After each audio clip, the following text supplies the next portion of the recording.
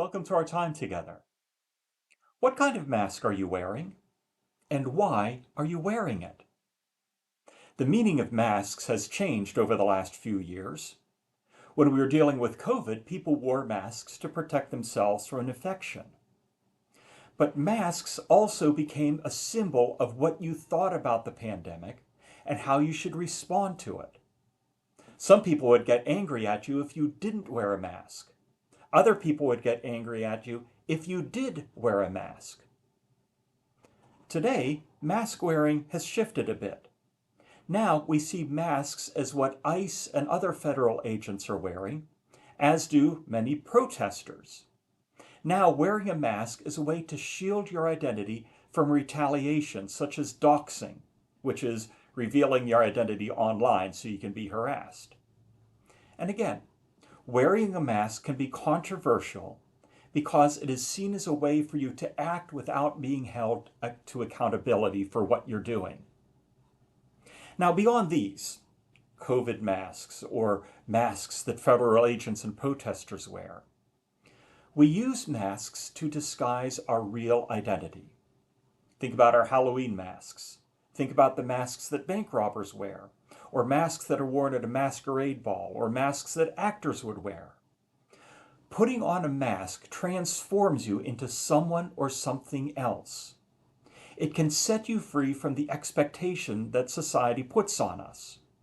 And it enables you to act in a way that you might not act otherwise. When you wear a mask, you might be able to do bad things, like what criminals do. Or putting on a mask might help you do good things, like superheroes. Everyone from the Lone Ranger to Batman wears a mask. Wearing a mask clearly affects how people behave, for good or for bad. Psychologists like Carl Jung speak about metaphorical masks that we wear. It's the persona that we show to the people and the world around us.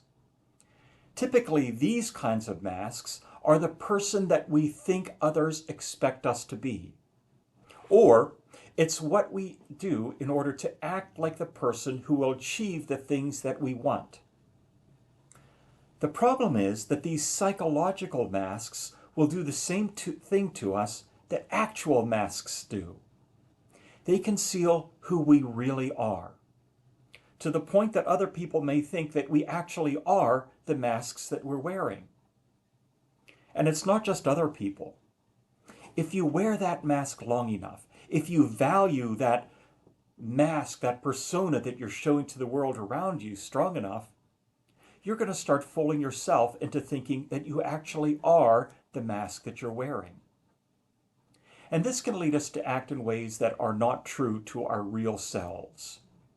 In other words, you might become a people pleaser, or you might start doing things you don't really value or approve of.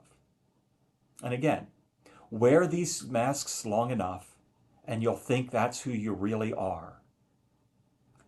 But your mask can never be your true self, even if you wanted to be who you really are, because your actual identity will continue to struggle to get out as long as you're wearing that mask. And that struggle may cause all sorts of psychological and spiritual distress. Mask wearing is not just a way to hide your physical self or your psychological identity. The Bible helps us understand ways in which we may try to hide our spiritual self. And this goes all the way back to Genesis chapter 3, after Adam and Eve ate the forbidden fruit in the Garden of Eden. Once they did this, they disguised themselves from God and presumably from each other. Apparently, they didn't want anyone to know who they really were. Maybe they didn't want to know who they really were themselves. Now, I'm not saying that mask wearing is sinful, but mask wearing is a way that sin plays out in our lives.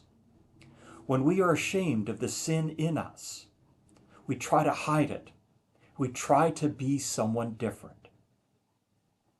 Now, the word mask only appears once in the Bible, at least in the NIV translation of the Bible.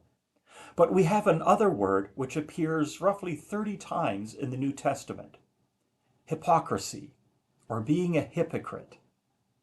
And after all, isn't that what mask wearing really is? Pretending to be what you're not? Being a hypocrite?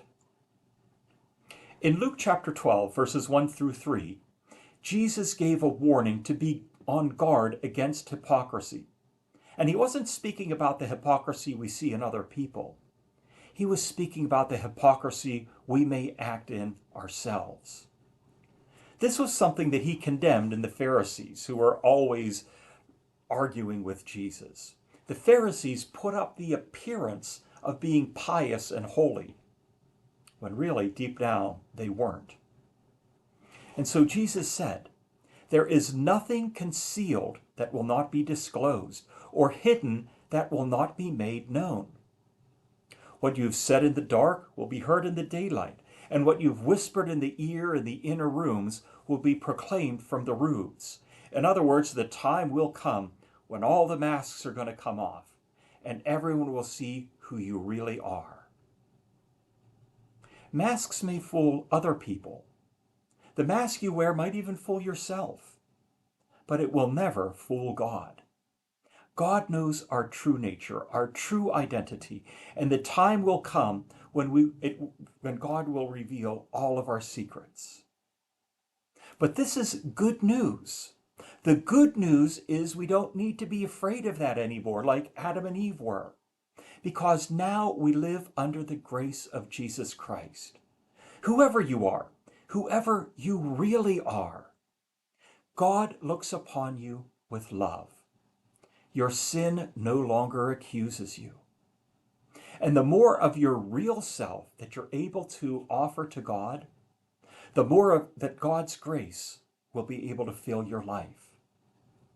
So I encourage you to see yourself as God sees you, and maybe to let your mask slip off a little bit.